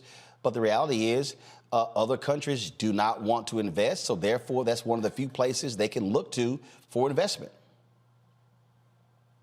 You know, despite Black Americans being under-resourced in this country, our homes undervalued, us paid less than our white counterparts, before the pandemic, we still had $1.3 trillion of buying power per year. And I think that's very important here because that means we have at least $1.3 trillion of investment that we can figure out how do we connect with the continent. Not only that with Black Americans, but thinking about the African diaspora in the Caribbean as well. There's a lot of power there. And I would even extend it to the African diaspora in Brazil. We are so powerful, and especially knowing that by 2050 on the continent of Africa, 25% of the world's population will be on the continent. That is definitely an investment opportunity. And I am very curious how folks like myself, we may not have the millions of dollars, but how on a retail level can we start investing specifically in sub-Saharan Africa? The reason why I linked the two, Candace, is because, again, Black people in this country, we are very good at making other people rich. You look at how we over-index on cell phones and PDAs and apps and things along those lines, yet when it's a Black developer like Isaac Hayes III with Fanbase, the app is glitchy. Well, hell, Facebook and Twitter were glitchy as hell for a long time.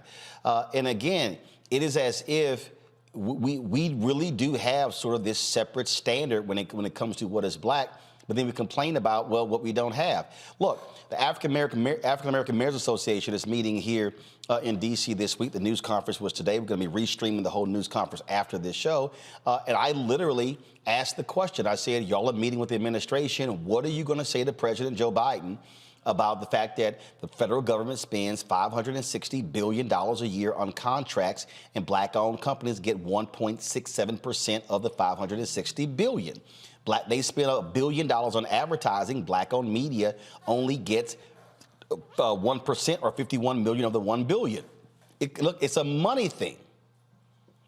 It's a money thing, and it's also an imaging thing in terms of trying to make Black people understand their worth and value. We're talking about $1.3 trillion, as she said, during COVID. And, you know, were we kind of allowed to and managed in a way to understand our value, to understand our contributions? You know, I think one of the things that in that speech where he pointed out, just kind of, minimally there was just this whole idea that we are connected over here, Africans and Americans, only by, not by choice are we separated. And I think that when we think about what is going on in terms of making sure that Africa gets back into the fold in terms of what's going on here in America, since 2014, nothing has happened, right? So now this is the beginning of $55 billion infused in there to make sure that there is a connection in all of this. And I think that it's just a wake-up call for us to understand what's going on, our value, not only here, but across the other continents. Speaking of wake-up call, my next guest, we're going to talk about the issue of AI, how that could have devastating impact for millions of people. We'll explain next on Roland Martin Unfiltered on the Black Star Network. On the next Get Wealthy with me, Deborah Owens, America's Wealth Coach, Dexter Jenkins is a faith-based financial mentor with more than 20 years in the financial services industry. He's passionate about helping families build generational wealth. Even though I'm talking about things like prayer, I'm talking about things about reading the word, I'm talking about things like fellowship, I'm talking to members who are dealing with losing their houses, or I'm talking to members who, because of a lack of the handling their finances, they're working 2 and 3 jobs. And so what I'm finding is that they're not coming to church because they don't have a handle on their finances. We're talking how to get wealthy through faith and our finances on the next Get Wealthy, right here, only on Black Star Network. Hi, I'm Dr. Jackie Hood Martin, and I have a question for you. Ever feel as if your life is teetering and the weight and pressure of the world is consistently on your shoulders? Well, let me tell you, living a balanced life isn't easy. Join me each Tuesday on Black Star Network for A Balanced Life with Dr. Jackie. We'll laugh together, cry together, pull ourselves together, and cheer each other on. So join me for new shows each Tuesday on Black Star Network, A Balanced Life with Dr. Jackie.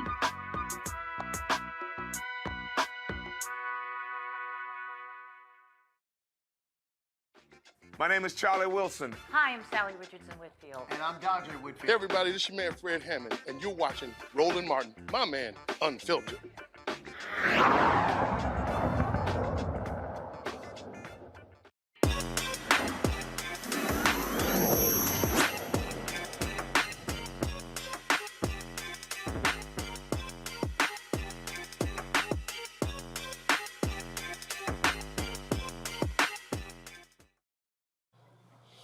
All right, folks, if you've been paying attention to social media lately, you will see there's been a lot of conversation about AI-generated songs that literally are completely manufactured. It is causing so much consternation that record labels literally are demanding that streaming services take these songs down because it is impacting these artists, is impacting their royalties. And so we say that we talk about this all the time in terms of how new technology is having an impact on so many people, especially people of color. When you think about, driverless cars, this is one of the issues that people have been talking about, how many people that could be put out of work as a result. And so what we are seeing is that you even saw a lot of these tech folks even announce a slowdown, if you will, in AI. Elon Musk and others said, because they really couldn't say, they were saying, where does this thing even go? This is how significant this is. Walmart is slowly moving towards AI tools. New York Police Department, you see right there, moving towards this. What does this actually mean for folks? Joining us right now, Dr. Patrick Dix, an automation and artificial intelligence expert. Patrick, glad to have you here. So again, in the last week, the music piece has been huge, and people don't really understand that. Again, people are saying a lot of these songs, they're like, it sounds better than for the original artist. These artists are saying, wait a minute, the artists, the writers, the publishers, all these people are saying, wait a minute, you're costing us money. We're just at the tip of the iceberg of this whole AI thing. Yes, with artificial intelligence, when you're talking about with the artists, when you take that to actually eliminating jobs, it is going to be completely devastating. So the thing is, when I did the research back in 2020, from 2017 to 2020, the research demonstrated that women and minorities are going to be the two most affected groups with artificial intelligence and automation. Well, I had one I saw, I think BuzzFeed has been talking about literally having AI-generated stories. Yep. Where you don't even have reporters anymore. Yep. They're going to it with media, the songs, they're going into it for programming. So you have many people that are in college right now, if they're not in the right major, their degree is completely worthless. I know that is a strong word to say, but you won't be able to get a job with it because AI is so far ahead of us and they're developing it. So in the end of the day, they're trying to save money. So AI can go out and do things that humans can't do. They're using it in medicine and everything else. All right. So what do people do? How do you fight back? Because the technology is not slowing down. No, it's going to get faster. There are three things people can do. First off, they can retrain. Blue-collar jobs and white-collar jobs. When I talk about blue-collar jobs, I'm talking about HVAC electricians. Your job is in the union. When I talk about white-collar, I'm talking about automation, robotics engineers, automation engineers, software engineers. I'm talking about data science and data analysts. But first of all, you mentioned those blue-collar jobs, and this is what I've always said. Guess what? You can't send those to China. Your toilet gets clogged up, you're going to need a plumber. Yeah. And I know people are like, okay, but the reality is a lot of people who say, I don't want to do those jobs have become high five-figure, six-figure jobs. Yes, if you start the right kind of blue-collar business or get into the country right now, because what's going on too, the baby boomers are actually exiting the workforce, and there are no other people to go to technical schools to train. So you could be a multimillionaire with a plumbing business And the second aspect is become the subject matter expert. There are many people with the self-checkout aisles you see in the stores. They're doing a lot of repetitive jobs. And the aspect of with women, they work a lot of administrative jobs. So women and men have to see how the software works and become the subject matter expert. Lastly, invest in the technology. I know people will say, well, I don't have money right now. You have to think about it. There are many rural towns, like I'm from in South Carolina, there are food deserts. Jay-Z invested with 2 engineers from Tesla. They have a trailer to where they drive around, and this trailer, if I'm correct, can produce about 20,000 pizzas. The thing now is this technology is brand new. If you can get ahead of it and see how you can invest and actually learn how it works, you can actually make yourself a lot of money. Questions from the panel. Larry, you first. Yeah, you talked about, blue-collar jobs, and there have been a number of reports from the Department of Labor, et cetera, at the federal level and state level in terms of the number of jobs that people are going to lose. Let's talk about, since we talk about racism on this show a lot, what kind of impact could AI, because individuals are creating creating AI, what impact when it comes to how this can impact Black folks, not only just in the workforce, but in terms of AI, in terms of that technology, in terms of stereotypes and misconceptions that we already deal with in general society?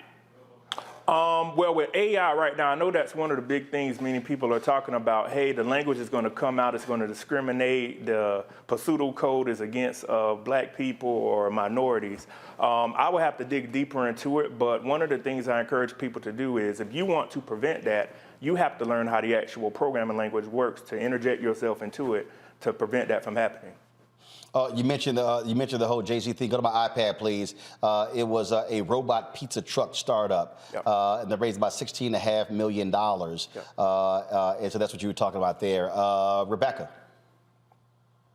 I know a lot of people are very skeptical about AI and talk about how it will replace jobs. We went through this before the Industrial Revolution, where a lot of manual labor then, it looked different after the Industrial Revolution. So my question is, how do we properly prepare the Black community now to understand what this movement is, how we could benefit, and how we could be a part of it? Those 3 things I listed, first, retrain. First of all, you have to realize and ask yourself, can your job be automated? I need everybody to do that. Can what I do, is it a repetitive task? Can it be outsourced? Second of all, become the subject matter expert. AI is here in programming. We call that garbage in, garbage out. If there's garbage being put into the language, there's garbage that's going to be distributed. If you can learn how the actual software works, you can actually keep your job. I'm not saying everybody's going to be able to keep their job, but we can try to keep as many people employed as possible. And lastly, invest into the technology. If you're in a rural area, you're in a small town, learn how this stuff works to invest into it and to bring opportunities to your people. One thing I say this here, that you could try to do AI in terms of what I do, knock yourself out, but that ain't gonna work, because the one thing, because the reality is you still gotta have some interaction with actual people, and how you connect with people and sources. AI can't do that. No. Candace, go ahead. Well, in terms of AI, as Roland is really referencing, there are some jobs AI cannot replace. So what are those arenas or jobs out there that you can think about that people can get interested in where AI is not going to have a place no matter what they do? HVAC, plumbing, electricians. As I was coming into Washington, D.C. earlier, they're building up. Once they start building something, they cannot stop building it. With the summer coming up, you have technicians needed everywhere. Either in America, you're going to be helping build it or you're going to be maintaining it. And those blue-collar jobs, they will have a component of using computer software to analyze problems, but you cannot outsource how to fix or use AI to fix plumbing, electricity, cutting grass, landscaping, even trash pickup. Those kinds of things will always be here. And look, we've often talked about, when I remember when you had, when you saw people going to, you getting rid of cashiers at grocery stores and self-checkout. And then, look, the last time anybody actually went to a bank, I can't tell you the last time I actually went to a bank. And so as technology gets better, you've always had attrition when it comes to jobs. And it's interesting you're talking about those blue-collar jobs. I remember when I had my Washington Watch show, dude, this was 2002, 2011, 2012, and Sheila Johnson and her ex-husband Bob Johnson, they were talking about the trades and how we have to get back to that, because there was a period when American schools focused on trades, and then after the civil rights movement, they were forcing a lot of black kids in the trades and not college, and black folks were like, oh, wait a minute, we're not trying to have all our kids in trades. And so all the trades went away, and now you're seeing the resurgence there. And also, as you had so many different companies move to, again, where you're no longer doing the typical transactions. I think AI is going to have an impact in accounting and things along those lines. And so it is being smart about, okay, not what do I like today, but really how am I going to survive and eat 20, 30 years from now? Yes, the best thing that everybody could do, you have to think about what's going to be popular, not popular, what's going to be needed in 5 to 10 years from now. Machine learning, artificial intelligence, that is the world right now. It's not going anywhere. Once the technology gets refined, it's going to become cheaper, and it's going to it's just going to expand fast. But the other thing that I also say when it comes to AI is, and this is what I always talk about, if you have jobs that are completely dependent upon technology. Yeah. When the power goes out. Yeah. That's right. Your ass DOA. Yes, and again, and that's when you trying to call that electrician. Yep. Try to get the power back on. And so it is thinking about it in those terms. Last question for you: Is there a HBCU that is actually on the forefront of the AI space? Not that I'm aware of. I'm gonna reach out to mine, South Carolina State, where I graduated from, to see what they're doing. But to my knowledge, there's. Now, I do know on the robotics front, Spelman is doing a great job with their robotics team and some other programs. So I'm curious in terms of an HBCU that's actually on the AI front. No, I'm not aware, but I'm definitely going to research and see if there are any out there. All right, then. Patrick, we certainly appreciate it. Thanks a bunch. And again, and plus, here's the other deal. You talk about jobs that will always be there. Healthcare. Yep. The last 20 years, if you look at the labor report, every month adding healthcare jobs because people are living longer. And I'll give y'all this last one here. When I tore my right labrum, I had to have surgery. It was crazy. The physical therapy place was packed every single day. A guaranteed job, physical therapy. You know why? Because all these crazy ass baby boomers and Gen Xers still trying to play basketball and still trying to be weekend warriors, and they breaking shit. And physical therapy. I'm telling you right now, if you want to get paid, go into physical therapy, because people gonna keep jumping their ass out of planes, keep trying to play basketball, keep trying to hoop, keep trying to do all this sort of stuff, and they gonna blow knees, Achilles, ACLs, elbows, all that sort of stuff. I'm telling you, the physical therapy joint was packed every day. I'm like, damn, it's more packed in the gym. So again, you gotta be thinking in terms of those future jobs. Patrick, we appreciate it. Thanks a lot. Thank you for having me. Candace, Rebecca, Larry, I appreciate y'all as well. Thank you so very much for joining us. Hey, folks, the African American Mayors Association, they are in D.C. We're going to be covering their conference over the next 3 days. On Friday, they got a big powwow with the mayor of the 4 largest cities. They're all African Americans. Karen Bass in L.A., Sylvester Turner in Houston, Lori Lightfoot in Chicago, Eric Adams in New York. We're going to be carrying that live as well, so stay tuned to the Black Star Network for coverage of the African American Mayors Association. Folks, that is it. I'll see y'all tomorrow right here on Roland Martin Unfiltered. Be sure to support us in what we do. Download the app, Apple phone, Android phone, Apple TV, Android TV, Roku, Amazon Fire TV, Xbox One, Samsung Smart TV. Also, support us by joining our Bring the Funk fan club. Your dollars make it possible for us to do what we do. Y'all, all this stuff costs. None of it's free.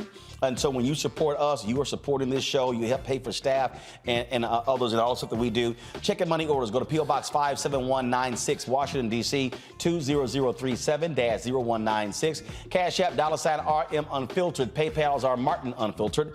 Venmo is RM Unfiltered. Zelle, Roland at RolandSMartin.com. Roland at RolandMartinUnfiltered.com.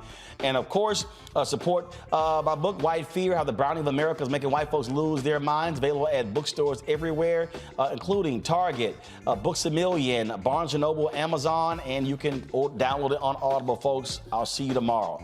Holla! Folks, Black Star Network is here. I'm real revolutionary right now. Support this man, Black Media. He makes sure that our stories are told. Thank you for being the voice of Black America, Roland. Stay black. I love y'all. All momentum we have now We have to keep this going. The video looks phenomenal. See, there's a difference between Black Star Network and Black-owned media and something like CNN. You can't be Black-owned media and be scared. It's time to be smart. Bring your eyeballs home. You dig? Pull up a chair, take your seat. The Black Tape with me, Dr. Greg Carr, here on the Black Star Network. Every week, we'll take a deeper dive into the world we're living in. Join the conversation only on the Black Star Network.